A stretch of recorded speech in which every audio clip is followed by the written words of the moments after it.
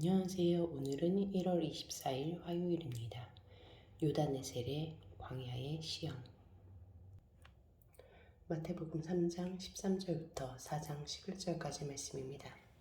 이때 예수께서 갈릴리로부터 요단강에 이르러 요한에게 세례를 받으러 하시니 요한이 말려 이르되 내가 당신에게서 세례를 받아야 할 터인데 당신이 내게로 오시나이까. 예수께서 대답하여 이르시되 이제 허락하라. 우리가 이와 같이 하여 모든 일을 이루는 것이 합당하니라 하시니 이에 요한이 허락하는지라.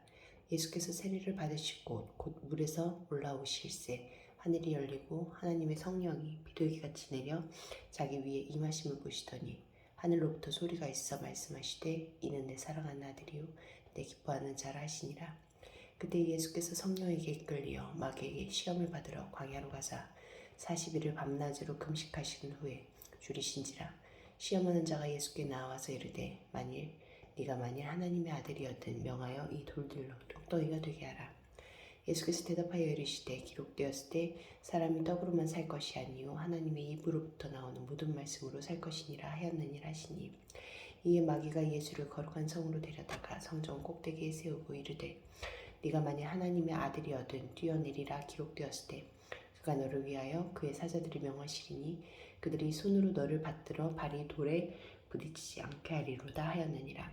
예수께서 이르시되 또 기록되었을 때 주 너의 하나님을 시험하지 말라 하였느니라 하시니 마귀가 또 그를 데리고 지극히 높은 산으로 가서 천하 만국과 그 영광을 보여 이르되 만일 내게 엎드려 경배하면 이 모든 것을 내게 주리라.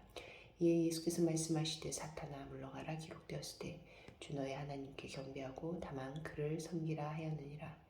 이에 마귀는 예수를 떠나고 천사들이 나와서 수종드니라. 13절부터 15절까지 말씀에서 예수님은 어떤 분입니까?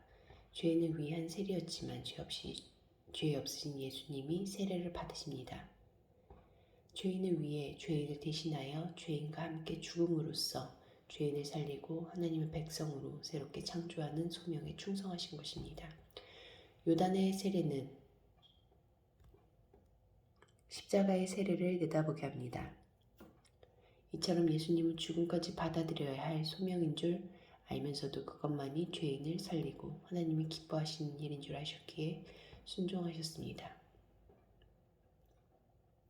16절과 17절 말씀에서 예수님은 어떤 분입니까? 예수님이 세례를 받으시자 하늘이 화답합니다. 성령께서 비둘기처럼 강림하시고 성부께서는 하늘에서 음성으로 내가 사랑하는 아들이라고 확증하십니다. 이것은 예수님이 하나님의 아들이란 사실뿐만 아니라 새 시대를 여실 메시아이시자 이 땅에 하나님 나라를 세울 진정한 왕임을 드러냅니다. 동시에 예수님은 자기 백성을 대속할 고난받는 종이기도 합니다. 영광스러운 지위와 사명을 받았지만 그러나 혹독한 고난을 통과해야 했습니다. 4장 4절부터 11절까지 말씀에서 예수님은 어떤 분입니까? 예수님은 이스라엘의 광야 시험을 연상하게 하는 시험을 받습니다. 그들은 먹을 것이 없다고 늘 불평했고 끊임없이 하나님을 시험했으며 급기야 하나님을 대신할 우상을 만들기까지 하였습니다. 광야의 실패는 신뢰와 순종의 실패였습니다. 하지만 예수님은 말씀을 근거로 굶주림 속에서도 생명이 순종에 달려있다고 믿었고 하나님 나라를 이루겠다고 세상 방법을 쓰지 않았으며 천하를 얻기 위해 천지를 지으신 하나님을 배반하지 않았습니다. 유혹은 언제나 우리 곁에 서성거리지만 예수님처럼 말씀에 닻을 내리면 그 덫에서 자유로울 수 있습니다.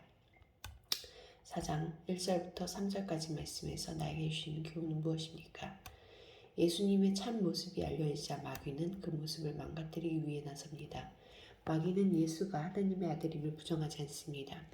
다만 세상의 기대에 맞추라고 집요하게 요구합니다. 하나님이 원하시는 모습이 아니라 사람들이 따르고 싶은 왕의 모습으로 살라고 부추깁니다. 그럴듯한 제안이지만 하나님의 길과 어긋나는 유혹이니 우리도 잘 살펴 경계해야 합니다. 기도하시겠습니다. 공동체를 위해서는 어떤 시험과 유혹에도 성령에 힘입어 주님이 가신 길을 끝까지 따르게 하소서.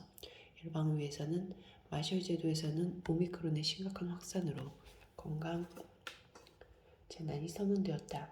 국제사회가 의약품과 의료진 등을 지원하고 정부가 신속한 방역과 치료를 통해 감염 확산을 막을 수 있도록 함께 기도하시겠습니다.